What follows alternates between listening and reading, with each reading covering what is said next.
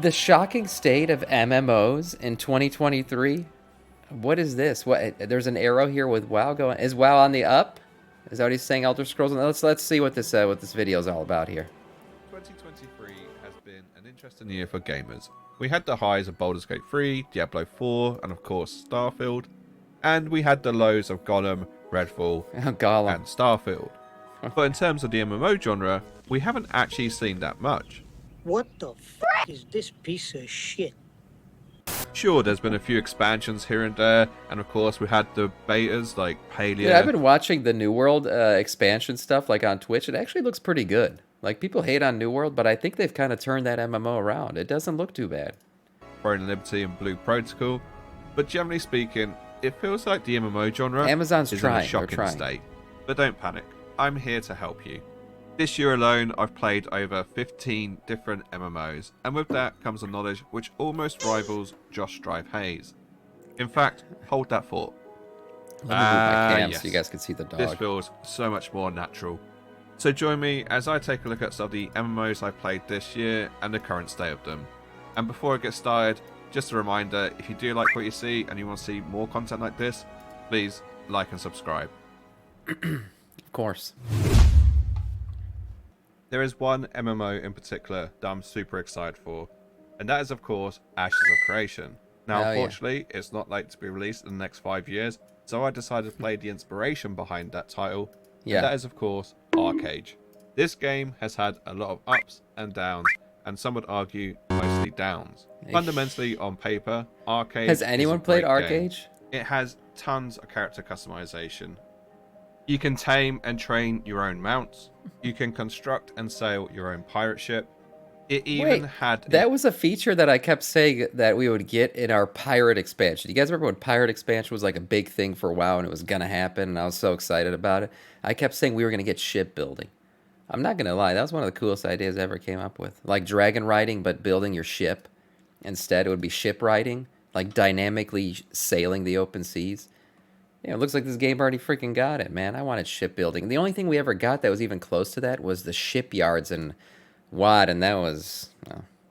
Well, most people have, forgotten about that, intentionally so, because it created a lot of trauma.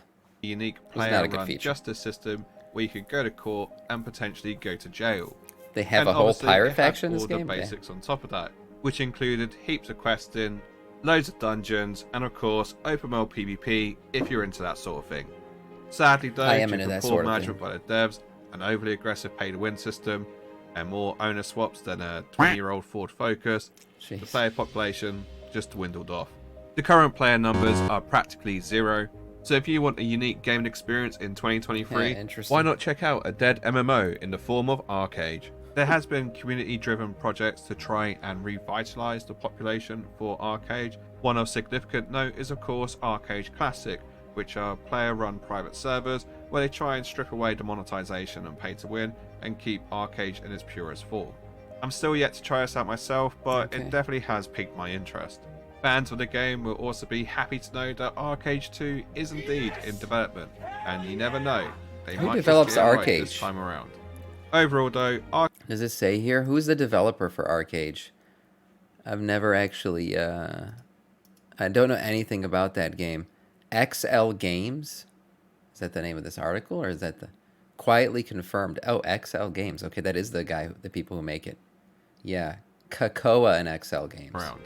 Overall though, Arage serves as a shocking reminder as to what aggressive pay-to-win and over-monetization can do to an MMO title. Sad to see it happen. So every other game in this video, please take note. Imagine by trying to make money, you kill your game. Sticking to the theme of over-aggressive monetization and a decline in population, let's take a look at The Elder Scrolls Online. Got him! Veterans of the channel will know that I no-lifed this game for 8 years, and it's how I got my YouTube channel started. At the start of the year, I took the decision to stand back from this game and not play it till next year, because quite frankly, the chapters and all the latest updates have been pretty abysmal. Oh, really? However, to show that I'm not completely biased, if you are new to The Elder Scrolls Online, there's a good chance you will enjoy it. There is a point though where it does kind of dip off, and that's mid-game and end-game. If you are expecting the game to look exactly like the trailers, then guess what? you're in for some disappointment. Well, I mean, come on. When does the game ever look like the trailers? I mean, World of Warcraft certainly doesn't look like the trailers. But from what I've seen of Elder Scrolls, I've always thought the combat system's a bit, it's all right. It looks okay. You should expect combat more on this level. Yeah. That's the thing. That's why I don't like really Elder Scrolls Online, is the combat just kind of looks wonky to me. And to me, that's one of the most important things in an MMO. Is like, how does it feel when you swing your big fat dick axe at something? Does it feel like you're hitting it? Or does it feel like you're just kind of phasing through it and there's like a damage number that pops up? And I always felt like WoW did combat better than anyone in an MMO. That's not to say the combat is bad, it's just that it's not as advertised. ESO is what we like to call action combat, and it doesn't have tab targeting, which, the most popular game in the world does, which is WoW, and ESO doesn't. I think tab targeting, personally, like I see a lot of MMOs trying to do other things, but I really think tab targeting is the best version of MMO combat. ESO goes through quarterly updates where usually there's adjustments to the combat, armor, and skills. This does mean that you probably will have to go out and change your build and maybe even farm some new sets, so you are on this forever cycle of trying to keep up with the latest meta. Any positive changes are usually reverted back the following month for no apparent reason, and of course any game breaking bugs or game breaking metas are usually left in the game for months and months to come, or just left in the game altogether. That's good. But if you're wondering what kept me playing this game for so long, it was simply the PvP. No other MMO has quite scratched that itch as well as ESO has done when it comes to PvP combat in an MMO. Do they have open world PvP? Like always, they fucked it up. And for the last 5 years, they've neglected it. Oh no. And it's just dying a slow death. I predict this game will be free to play within a year's time. I mean, technically... Look, maybe this is like a rash opinion or something, but my favorite PvP ever in WoW was Wintergrasp. I know, like, people remember Wintergrasp, but they're all like, it was laggy as shit. It was horrible, but it was my favorite. It was my favorite. I love open world PvP. Like, the whole, like, you got the bear mount for killing all the faction leaders. Like that, I loved doing that back in the day. I forgot when I did it exactly. I want to say BC or Wrath. Maybe is when I went back and did the faction leader kills and all that. But that's my favorite kind of PvP. I love open world PvP because it's not so much skill based, because I don't have skill. It's really about strategy and just like everyone targeting the same guy and you just massive raids of people. It's chaos. It's war. That's why I like it, because it just feels like war. It feels like just open chaos. So I don't know if this game has it, but yeah, man, Wintergrasp, that was good shit. Game is pretty much as close to free to play as you can get. Just a couple of weeks back, it was free on the Epic Games Store. And they usually hold free-to-play weekends throughout the whole year, which is why the player numbers always look so good, because there's always an influx of new players coming in, but none actually stick around. Yeah. You will hear the devs throw around the stat that there's something like 22 or 23 million players. It's free to play, isn't it? ESL? Hello to everybody back home. Congrats on 20 million players. Bullshit. But how many of those are actually active? And you know what they say about free-to-play games? To make up for the fact that they're free, they're usually heavily monetized in a predatory manner. That's the problem. Disgusting! And yes, that's right, ESO is no different. Overall, if you like your in-game rewards such as mounts, costumes, and skins to be locked behind a paywall, then you'll enjoy the Elder Scrolls Online loot box system, where 90% of anything worth getting in-game, you of course have to gamble for. Great. If you was to name an MMORPG which is loved and praised by every single content creator out there on YouTube, you of course would be talking about Guild Wars 2. Yeah, I always hear good things about it. It's almost like a conspiracy theory as to why no one even says anything bad about this game. I hear you're a fan of Guild Wars 2. I fucking love Guild Wars 2. Why? Things that are good with Guild Wars 2. Map. Just really, the whole game really beautiful. Looks outdated graphically, but the way the map is designed and the way the map is built is just really fun and really good looking. It's a fun game in terms of that. Okay, combat's fun. Soulman, come back. Where the fuck have you gone? Where have you gone? Did you just leave? Are you in the toilet or something? Because I was talking about Guild Wars 2. I'm scared. What if you've just died or something? Oh, jeez. What if something's happened? Oh, God. Okay, see ya. Yeah, I always hear good things about Guild Wars 2. But that's where I come in, because I personally am not a fan of the game. Stop! You violated the law. That's right. I've tried to play this game twice in the last couple of years, and I did try again this year, but I just can't get into it. I don't know what it is about it. Maybe it's the combat, maybe it's the story, but for me personally, I just don't find it gripping enough. And if that makes me a bad person, then so be it. Doesn't everyone say that, like, World of Warcraft dragon riding is, like, from Guild Wars 2? Like, they have some kind of dynamic flying in it, and, like, Blizzard straight up stole it? I mean, it's not the first time Blizzard does something like that. They do that all the time in their games. But that's what I heard, is, like, the flying system that we currently have, and we love, came from Guild Wars 2. And I've always heard good things about Guild Wars 2. I always thought about playing it, never pulled the trigger, because I'm, I'm a one-game Andy, one-trick Andy. I only play WoW. But... always understood that Guild Wars 2 is a game worth trying if you just love playing MMOs. You're a monster. I do recognise though that it does actually have a pretty decent in-game cash shop. You don't have to spend money, you can literally convert in-game gold for the currency in the cash shop itself, and that's pretty damn cool. And there's no subsystem, it's just pay to play. As soon as you bought the game, you own it, so that's kind of nice. Pay to play is cool. And that's my do favorite. Release DLC quite often. In fact, there's some new DLC this year. So yes, I understand why people like Guild Wars 2. Damn, and it seems to be in somewhat of a good state because no one says anything bad about it. Maybe I'll give it another go. I don't know, get this video to 1,069 likes, and I promise to sink 20 hours into Guild Wars 2 at least. At least 20 hours. I think that's a fair deal. But anyway, I digress.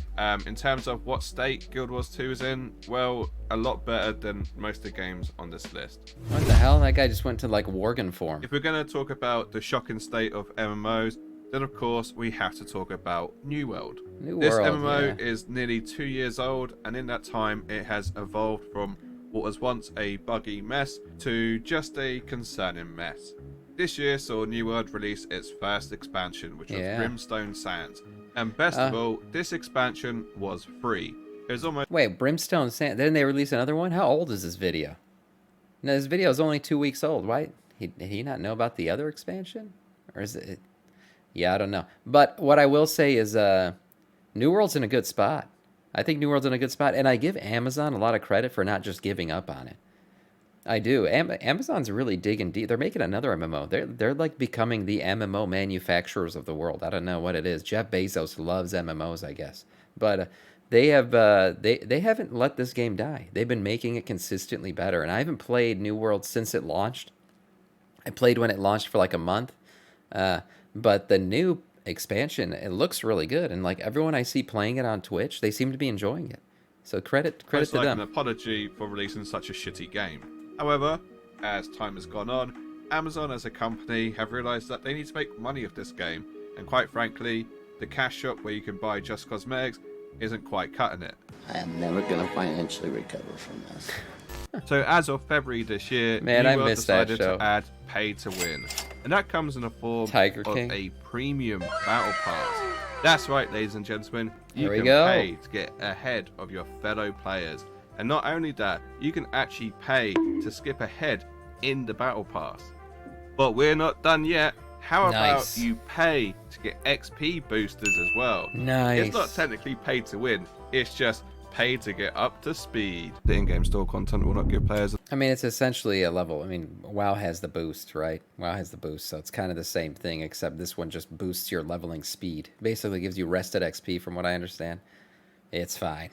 Whatever. An advantage in PvE or PvP gameplay. Our goal is not to provide anything that players find to be pay to win for in-game store offers. No item in the store will give players instant lifts to their overall gear score, experience points, or impact territory control. And it gets even better.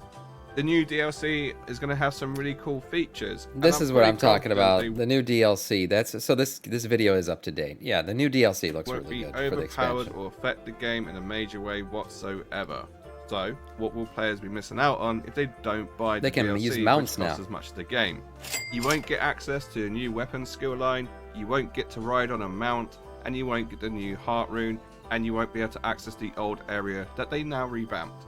So, yeah, just your normal DLC, I guess. Wait a minute, they got a revamp already? This game been out for like 2 years. They got a world revamp?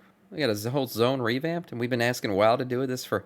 We still got Ungoro Crater with trees made of like fucking two pixels. Damn.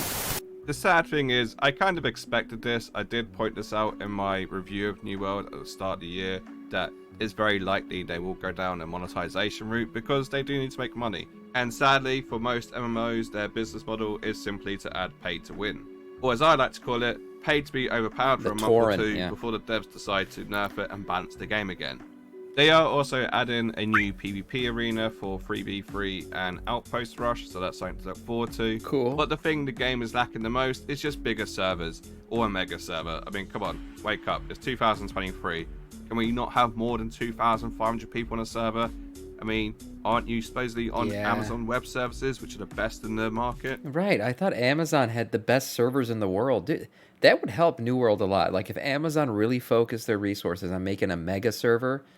Dude, I'm telling you, population in an MMO matters so much, and the feeling of just seeing other people playing the game makes the game feel better, like just by itself.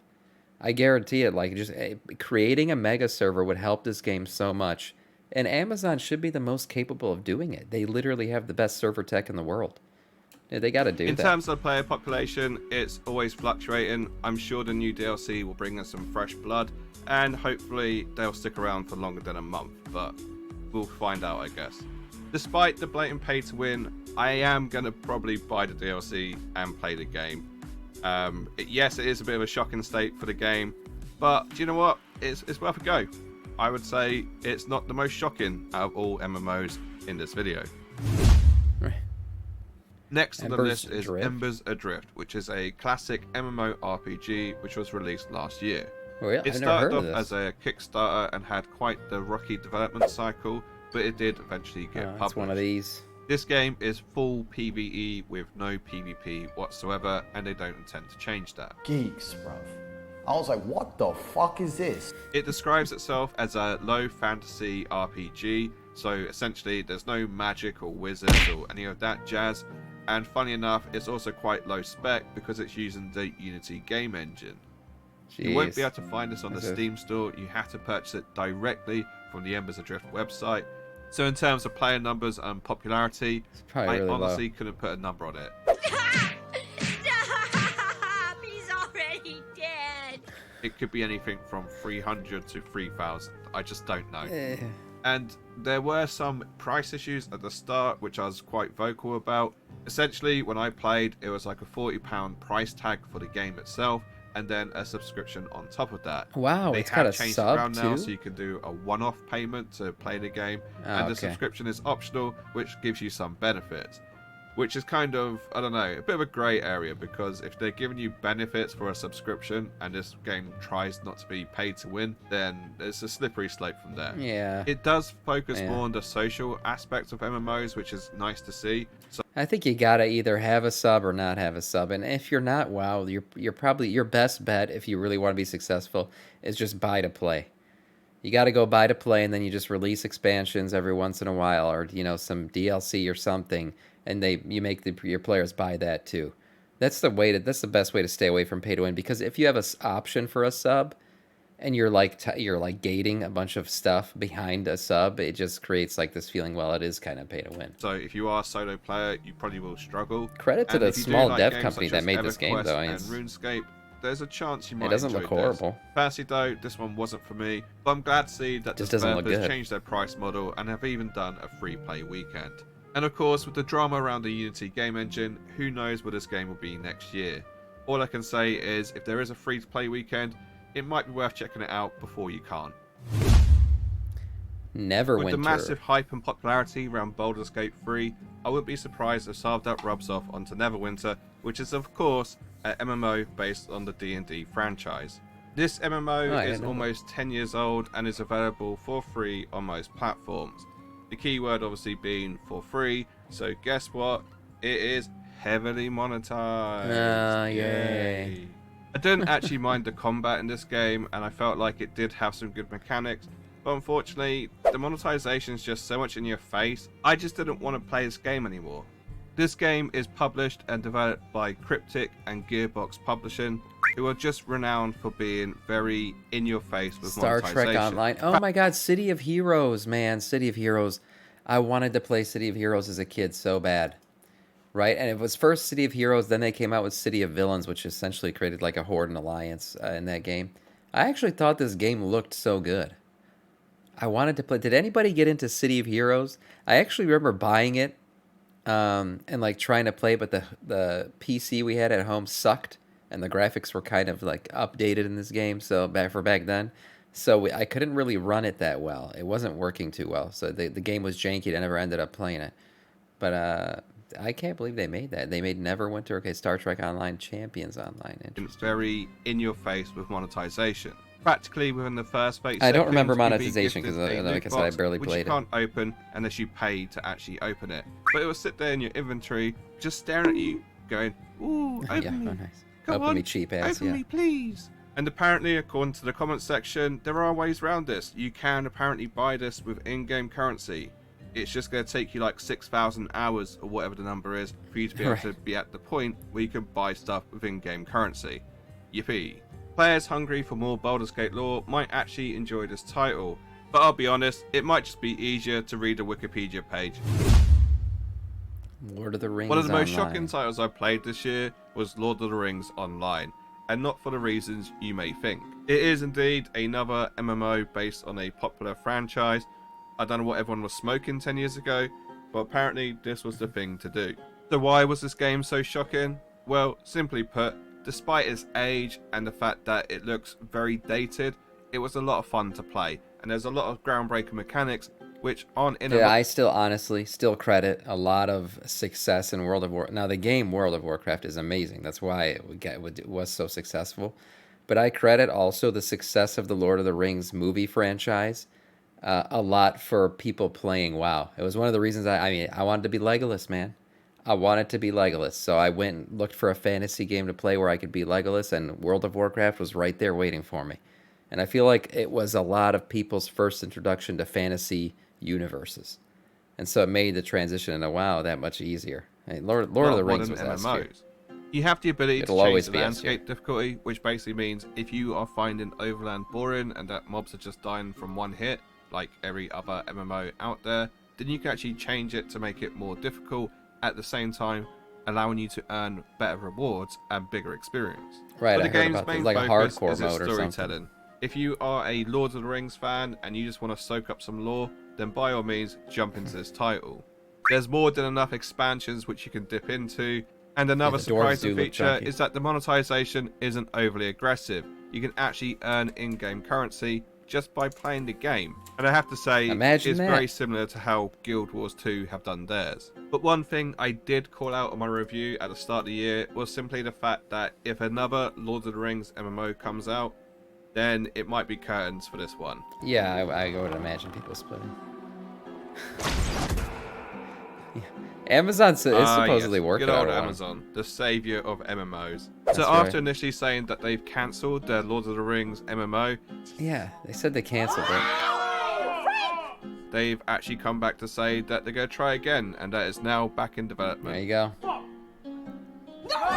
So who knows what knock-on effect this could potentially have with the original Lord of the Rings Online. Star Wars is probably one of the biggest franchises on the planet. SWTOR. And yet, to date, the only official representation we have of Star Wars in the MMO space is, of course, Star Wars The Old Republic, which, let's be honest, is looking more and more dated as the years go on. Yeah. Even though this game is free to play, I still only have 20 hours on record. I'm not sure what it is about this title. Maybe it's the dated graphics, maybe it's the clunky combat. Yeah, Either way, I'm just not drawn man. into this MMO. And that's why trying to go realistic graphics, it's always tough to kind of look at after a while. I wonder how like Ashes of Creation is going to look in I was going to say in 5 years, but that's when it's going to come out. It's probably in fucking 5 years. So how's it going to look in 10 years? I don't know, because like the realistic graphics, it's always tough. It's always tough to keep it looking good. You should like stylized graphics like WoW, you can always polish it, keep it pretty, but you're never trying to like imitate realism, so it never looks too bad. But they canceled the Coastal Star remake. Wars Really? fan, and I've bought some real stupid shit that I probably shouldn't have done as a grown adult. Is this another simply Amazon because thing, it's or is got it Star EA Wars on Games it. maybe? And yet, when it comes to this MMO, I'm just not there yet. I'm not drawn in. I can't explain it. And I feel like I'm not alone with this line of thinking, because otherwise this MMO would be more popular, and it certainly wouldn't be being taken over by Broadsword. With the EA exclusivity contract being up, hopefully there'll be a new Star Wars MMO in the future. And you have to remember as well, this was the direct replacement for Star Wars Galaxies, which quite honestly was very innovative for its time. I played Star Wars Galaxies for the first time this year, and even as a 20-year-old game, I was more blown away by that than I ever was Star Wars The Old Republic. But hey, maybe I'm just being a bit too harsh, and maybe I just need to put a few more hours before I can truly appreciate this title. Either way though, I would probably give my left testicle for a new Star Wars MMO. There it is. Of course, I can't talk about the state of MMOs without talking about World of Warcraft. Now, here's a fun fact for you. I played World of Warcraft for the first time this year. I decided to give hardcore... Shit. Where's this guy been? He played World of Warcraft for the first time in 2023? What classic the hell? try, just to see how it would fare. Could I actually reach level 60, or would I die a horrible, horrible, painful death? Spoiler alert, I died a horrible, horrible, painful death. Yeah.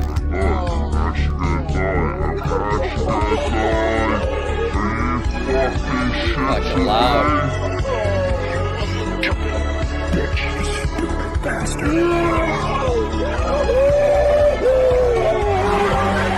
Jesus Christ, my ears. Why the fuck is it so loud?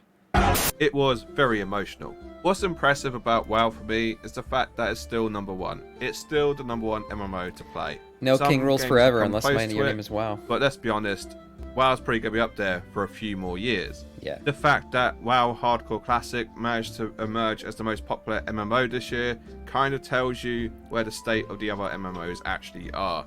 And for that, you got to give them credit where credit's due. It is the king. It is the king of MMOs. So what's the state of WoW? It's the same as every year. It's in a good state. And I understand it can have its ups and downs, but let's be honest, it has nowhere near the same issues as some of the other games in this video. So for this section, I want to talk about some games that I've played a little bit of, but not enough to give like a full analysis. So I just want to give them a little nod and just say my first impressions of these games. Okay. Final Fantasy, yeah. So first on the list is Final Fantasy XIV, and I just want to say I'm a huge Final Fantasy fan. Well, at least I was. I kind of drifted off after Final Fantasy X. And if you don't believe me, I have 168 hours just on Steam playing Final Fantasy VIII. Imagine how many hours I put in when the game actually came out. So naturally, I gave Final Fantasy XIV a try, but even after 20 hours, I was still pretty much stuck in the tutorial. I did play a black mage, which I got told was a bad idea, but at the same time, I wanted to recreate... Like, one thing I'll give Final Fantasy credit for, I haven't played it, but I hear from a lot of people that it's got very good storytelling, which is something that WoW's always struggled with. So from Final credit Fantasy to them on IX. that. So that one's on me. Overall, though, I can tell the game's still Storytelling in MMO popular. ain't easy. I can tell just by the amount of cat girls that I saw and cat boys. The combat isn't too bad, and I can see there's more than enough stuff to collect. So the state of this one looks good. See that? See the elephant running around? Call me like a classic Andy, which I'm not. I only play retail, but I hate that shit. I very much dislike that stuff in my MMOs. I feel like it's kind of like lore. It's like world breaking. I don't know what it is. Like, I like high fantasy. I like big orcs and shields and, clashing of armies and stuff like that. And then you see this guy, this fucking furry running around in an elephant costume. So, and it just throws me. Like, it makes me feel like I'm not playing like a real, like, this is some kind of bullshit game. This is some kind of fucking chat, hot tub stream bullshit. I don't know. the state of this I one hate looks that good. stuff. I just haven't got around to playing it yet. We need cat girls in WoW. The old school RuneScape is a game I can tell you straight away I'm just a little too late for. I don't have the nostalgia behind it. I look at it and I just see old janky graphics. But I do appreciate this is probably one of the first MMOs a lot of people actually played. But Yeah, for me, probably. I've got 2 WoW hours. was it for me. I did the first bit of the tutorial, but I wasn't gripped by it. I'm sorry. I don't know if I'll ever review this game. I feel like it's almost like I can't because I can never put in the same amount of hours as everyone else has put in. Either way though, what I'm told by everyone else is that this game still slaps. So the state of RuneScape looks good. Albion Online. And last on the list is Albion Online. I have tried playing this on Steam. I have tried playing this on my mobile phone. I simply have no interest in this game, even with its open world PvP, which by the way, I'm usually a fan of. I just have no interest in playing this game. Maybe next year my mind will change, but for now, I will not be playing this popular title. Shocking, I know. So first of all, I just want to say thank you to anyone who's made it to this point in the video. I know it went on a bit, but I want to be as far as I could whilst also not being too boring. Hopefully I've achieved that. I'm sure you guys will let me know in the comments below. There was a few MMOs I left out, and that's because I was mainly looking at MMORPGs. And I mean that more in the traditional sense than something like Star Citizen, for example. If you do want a more in-depth review of some of the games I've covered off, I'll leave the playlist in the description below, which will include most of the games that I've shown in this video. And by all means, if you think there's an MMORPG I should probably try, comment below. I might just pick your game. And on that bombshell, I'll end the video. Leave a like, maybe subscribe, and I'll catch you on the next one. Bye-bye for now. Oh, and Just Drive Haze, please don't sue me. Thank you, bye. I just realized that he is a Josh Stryface dog. He's got the freaking same outfit on. Oh my god, that's so good.